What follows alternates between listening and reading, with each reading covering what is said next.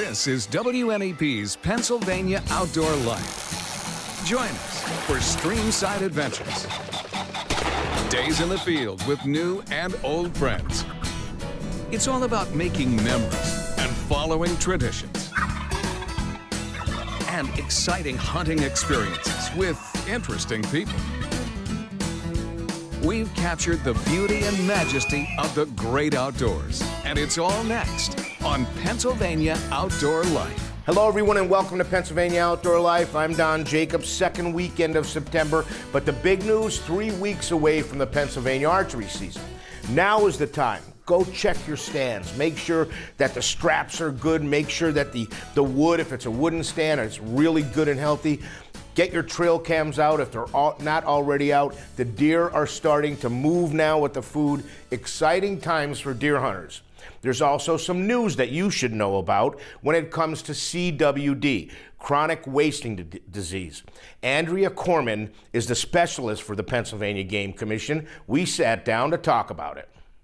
My name's Andrea Corman and I am the CWD section supervisor at the Game Commission. So basically I oversee our program that manages chronic wasting disease for the state. Commonly known as CWD, yep. Right? Mm-hmm. So when we're going to take it back to the basics right here at the very beginning of this show, what is chronic wasting disease? So chronic wasting disease, or CWD, is obviously a disease that is contagious and always fatal, and it affects members of the cervid family, which is basically just a fancy term for deer. So in Pennsylvania, that would include our whitetail deer and our elk. And what it is again, a brain disease that is caused by a protein called a prion. So prions are found naturally in all mammals, but in this case, and nobody really knows how or why this happens, those prion proteins become misfolded. And when they do, and a deer is exposed to this prion protein and it enters their body, it will then bind to those normal proteins and cause them to change shape. And it continues in a chain reaction, and as more and more of those take on this kind of bad shape, it starts to form plaques in the brain and results in neural cell death, which causes holes in the brain. So you can imagine you can't really survive with holes in your brain. Sure. It's not good. And so ultimately that animal will die from it. So it's out there. How does it transmit from one deer to the next? So kind of two ways, directly and indirectly. So when we say directly, we're talking about direct animal-to-animal contact. You can think of things like grooming behavior, where they're kind of exchanging saliva and things, and indirectly being contaminated environments. So if an animal, goes to the bathroom in an area, contaminates the soil and the plants, then they can pick it up that way as well. So, but there's really no way to control that, is there? I mean, you can't burn it out of the ground, right? You can't go in and plow over anything. I mean, if it's there, it's there. So what are we doing to try to keep this under control?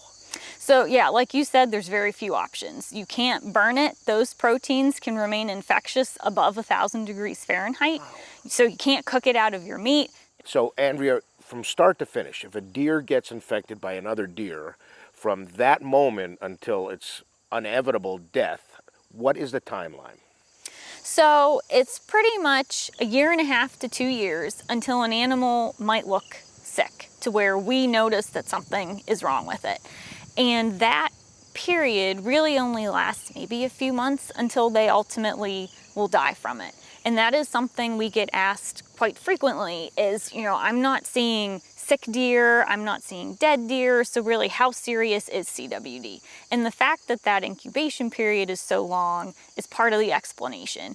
The other part of that is as the disease is progressing, and we can't see it on the outside, on the inside it's affecting the brain, which is it's kind of making it more likely to die from other things. So if you can imagine, it's affecting the brain. Anytime a deer goes to cross the road, oh yeah, they're not paying as much attention, maybe their reflexes aren't as fast, so they're more likely to get hit by a car. Or fall off a cliff. Yep. Right? I mean, yeah. If it's walking around with nothing up here, right? Yes. Yeah, things can happen. Yeah. They're more likely to be harvested by a hunter, not paying attention to, scents and other things they may have normally picked up on. So a lot of times they will die from something else before it's just the disease that causes their death.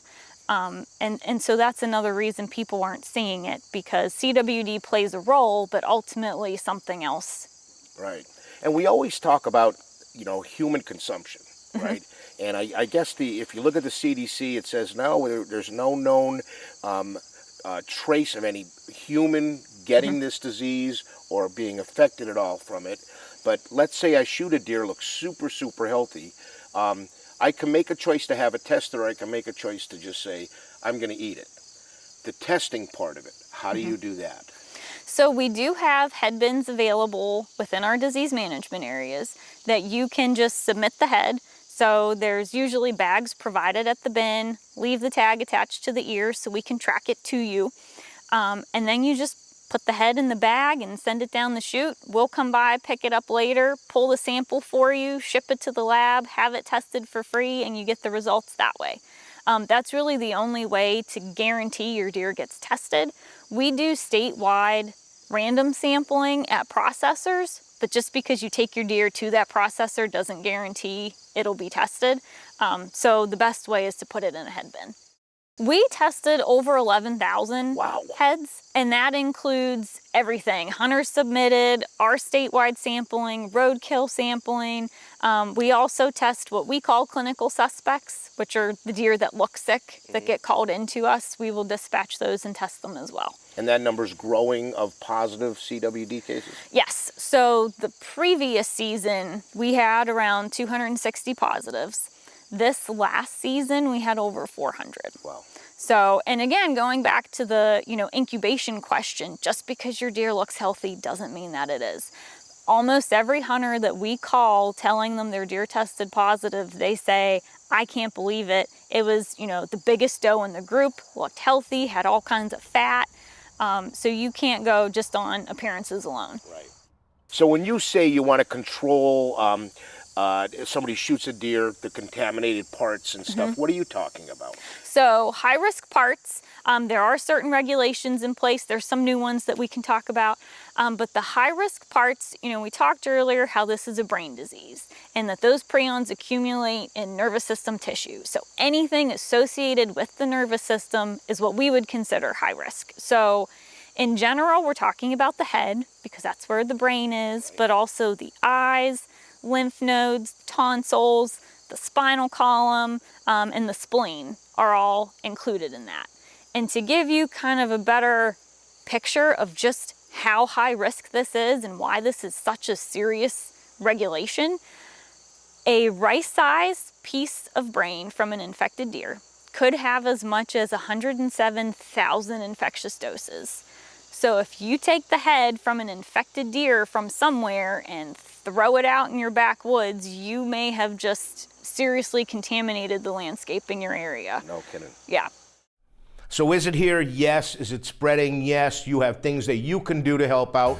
We're going to take a short break. When we come back, we're going to have more on chronic wasting disease and the Pennsylvania whitetails.